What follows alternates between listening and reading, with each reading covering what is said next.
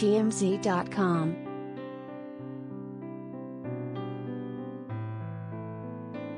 Spike Lee's going where so many other Americans have already gone before, promoting 9/11 conspiracy theories, but the way he's doing it is still surprising, even 20 years later.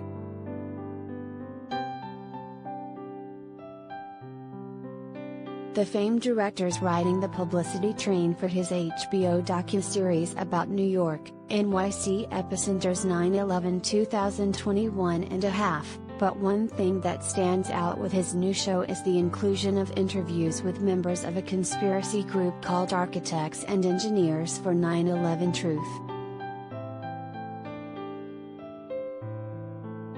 Turns out, Spike wanted those interviews because he believes in certain 9/11 conspiracy theories himself, namely, that jet fuel can't melt steel beams, so the World Trade Center collapse must have been a controlled demolition.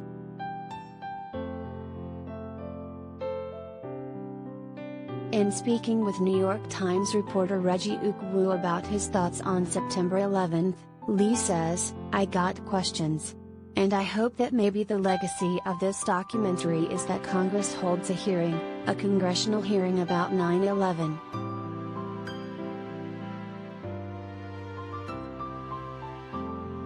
Spike says he doesn't buy the official explanations because, the amount of heat that it takes to make steel melt, that temperature's not reached, adding, and then the juxtaposition of the way Building 7 fell to the ground, when you put it next to other building collapses that were demolitions, it's like you're looking at the same thing." Lee goes on to say he includes the information in his documentary, but it's up to the audience to judge for themselves. However, when Ukwu called him out for not saying make up your own mind about vaccine conspiracies or the presidential election being stolen, the director simply said, "People are going to think what they think, regardless.